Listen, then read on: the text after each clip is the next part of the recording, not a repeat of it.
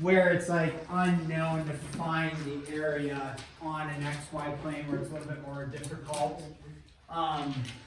However, I could give you one where it's straightforward like we discussed to find the height on there.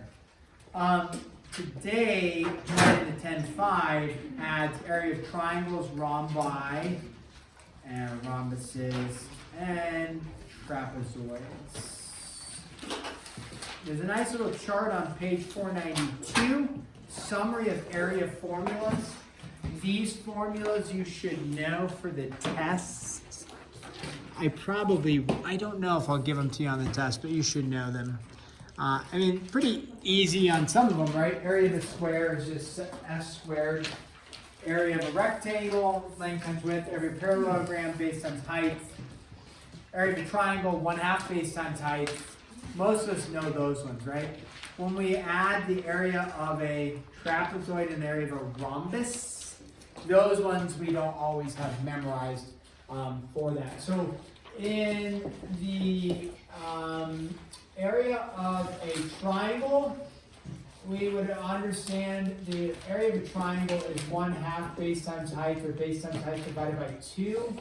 And that stems from, right, in a rectangle, which is base times height, how many triangles are there? 2 of them. So the area of a triangle is base times height divided by 2. So that's how you would do the area of a triangle. That's where it stems from. Then you have the area of a trapezoid, okay? And the area of a trapezoid, if you recall what it is, it's like the triangle with the top cut off. And so the area of a trapezoid, that's what a trapezoid looks like. And trapezoid has base 1 and base 2, or it doesn't matter if this is base 1, base 2. And then it also has a height. Height always, again, makes a 90. Okay, so the issue is it's not just base times height, because there's 2 bases in there.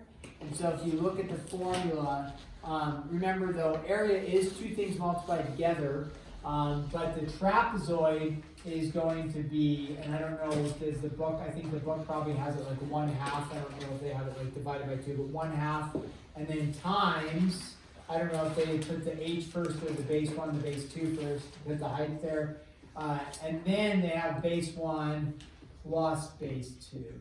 So you add your bases and then multiply by the height, divide by 2. So it's kind of the same concept, except since you have 2 bases and they're different bases, you will add the bases together. So that's essentially one thing, like the bases times the height. So now you have 2 things multiplied together and then divided by 2. That one's often forgotten. And then the area of a rhombus or a rhombi, that's 1/2 diagonal 1, diagonal 2 on a rhombus. Now, rhombuses have different diagonals. You can, though, find the area of a rhombus, if you recall what a rhombus is, right? All 4 sides are the same. It looks like that. And then this is your diagonal, this is your diagonal. It's also a parallelogram. And so if you were able to find, if you knew the base like this, or you knew one of the sides, if you knew the side and you knew the height, then you could also solve it, just treat it like a parallelogram, base times height. But if you didn't know those, but you did know the diagonal lengths, then it's 1/2 diagonal 1 times diagonal 2. Again, 2 things multiplied together for area. So make sure you know that.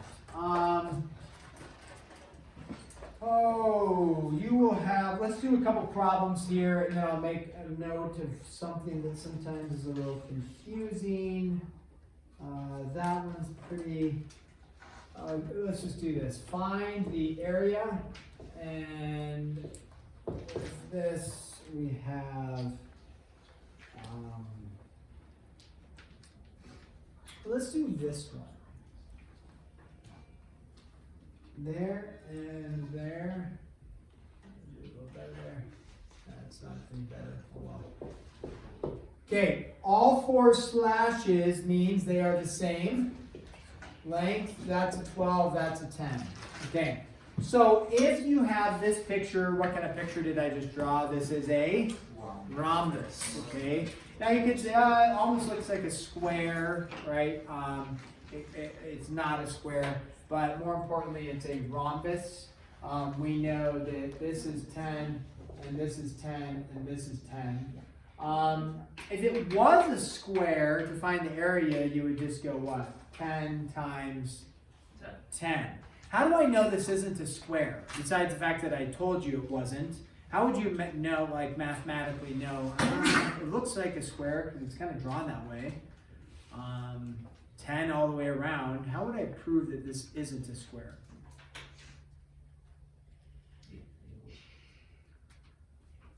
Like, how would I know? Because it looks like a square to me, doesn't it? And I told you they're all 10. Because if it was a square, you just say the area is 100, right? Hey, what might I do? Find the other diagonal somehow. Yeah, you could find the other diagonal somehow. You could confirm this isn't a square by doing Pythag theorem, right? 10 squared plus 10 squared is equal to 12 squared. Is that true? No, it isn't, right? Because this would be 200 is equal to 144. Not true. So if it was if this was a 90-degree angle, then the Pythag theorem would work, right? 10 squared plus 10 squared is equal to 12 squared. That doesn't work, so we know it's not a square. All right, so how do I find the area of this figure? It is a rhombus. A rhombus formula states 1/2 diagonal 1, diagonal 2. Do I already have one of the diagonals? Yeah, you bet. That's great. So area is then equal to 1/2 diagonal 1, 12 times whatever our other diagonal is. How might I find that diagonal right there? What do we remember about diagonals? There's a couple of different routes you can go, but then what do you remember about the diagonals of a rhombus? There's something very specific that happens. And the picture kind of shows it too. They make a 90, okay? So they make a 90, and then what else do they do? They bisect, okay? So this was 12, now it is 6 there and 6 there. So when you do that, you could look at it is, what if you said, let's just look at that triangle there, and call that 10, and then this is 6, and then this is a 90 there. This diagonal here is going to be the same as that, or this length there is the same as that, and this is my unknown side, let's just call it x. So if I can find x here, I know that is also x, and then I know the whole diagonal. So now, what theorem can I use? Pythag theorem. Also, does this work out conveniently that it is a Pythag triple? Yeah, you bet. So this therefore is a 3, 4, 5, except you don't see 3 or 4 or 5, but it's a multiple thereof. Therefore, it is a, what would that be? An 8, 6, 10. And so x is 8. If you're unsure, like how the Pythag triple thing, just do what? X squared plus 6 squared is equal to 10 squared. X is equal to 8 in that case. But remember, 8 is not the diagonal 8. 8 is from here to here, and then this from here to here is 8. Therefore, what's the other diagonal? 16. And so then the area is equal to 1/2 times 12 times 16.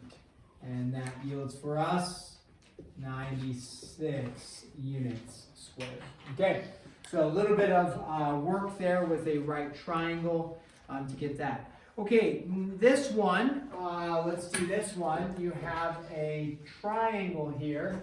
Of course, we have to make it a little bit more challenging. So there's your triangle, and by that I mean this is the only information given to you. And we'll give it some units here, 10 centimeters. All right, so you're given, what kind of triangle is this? I mean, it's a triangle. Equilateral, yeah. Also isosceles, but equilateral is really important to make a note of. Because all they gave you is that is 10. Now, to find the area of a triangle, you come back over, you need a base and a height. What did they give you? Well, they gave you a base, right? But did they give you a height? No. So the height is going to come from here all the way down, and it makes a 90. Okay? Now, what's important to make a note of is that if this whole thing is 10, since it's an equilateral or isosceles, what does this do? It cuts it into 5 and 5, right? So this actually is 5, this actually is 5. We'll call this the, maybe we'll call it the altitude for the height. H sometimes is hypotenuse, so it gets a little bit funky there. Okay, so now you're like, okay, great, I have this triangle here. I could redraw that here. I'm going to go like this, like that. And I know that this length is 5, that is an A, or 90 right there, and this is an A. Pythag? No. No. Why not?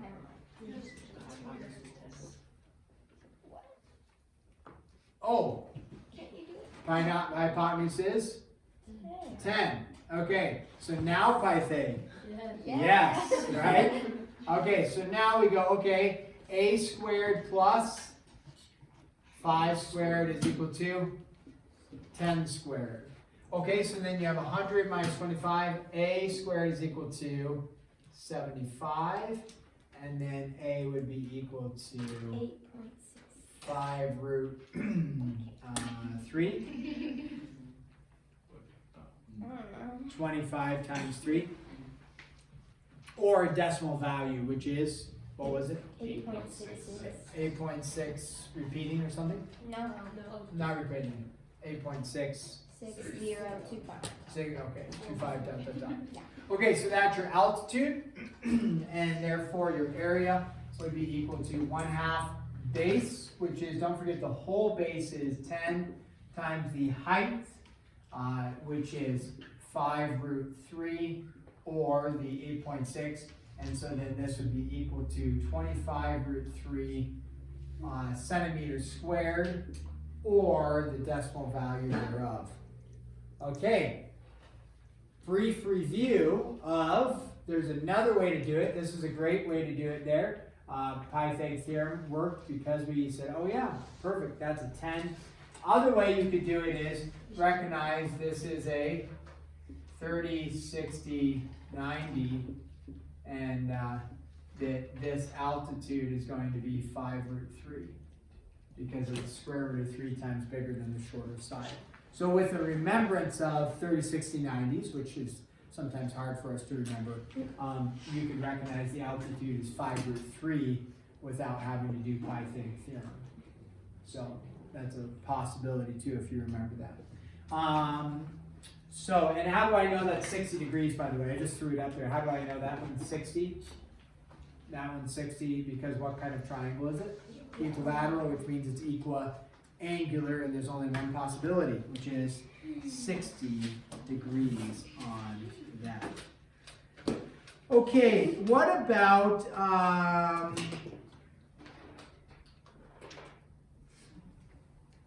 you have a problem that will say this: one side of a triangle is 7 inches long and its corresponding altitude is 4 inches long. Corresponding altitude, let me draw the triangle because that phrase, we don't, corresponding altitude. Corresponding altitude. If you see this, like you'll have this on one of your problems and it comes up, people are confused a little bit by it. So if you have like, okay, let's say the length of a triangle is 8. I think in your homework problem it says it's 7. If I say its corresponding altitude, because how many altitudes does a triangle have? 3. I'll give you, we've talked about that. It has 3 altitudes. Because it depends on which way you orient your triangle.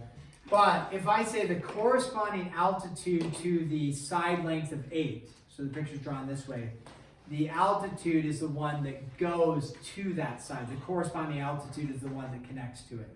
So you would draw, okay, the altitude, the corresponding altitude would be that.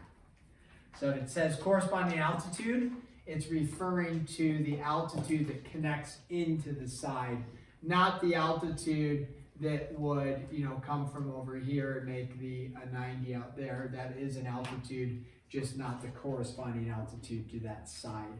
So you'll have a problem like that to do. Okay, what other things? And there's lots of different things we could do. We didn't do the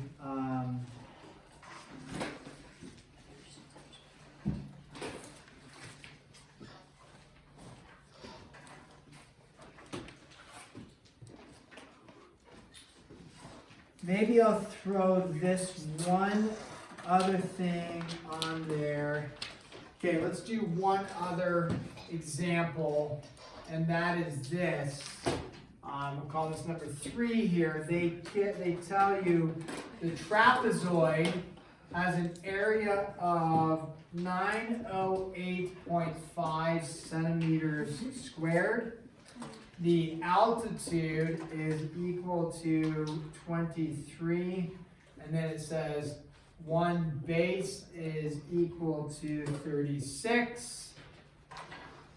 Other base is equal to unknown. So working a little bit backwards in this case, still using the same formula, no picture drawn for you, no picture necessary actually, but if you wanted to draw one you could.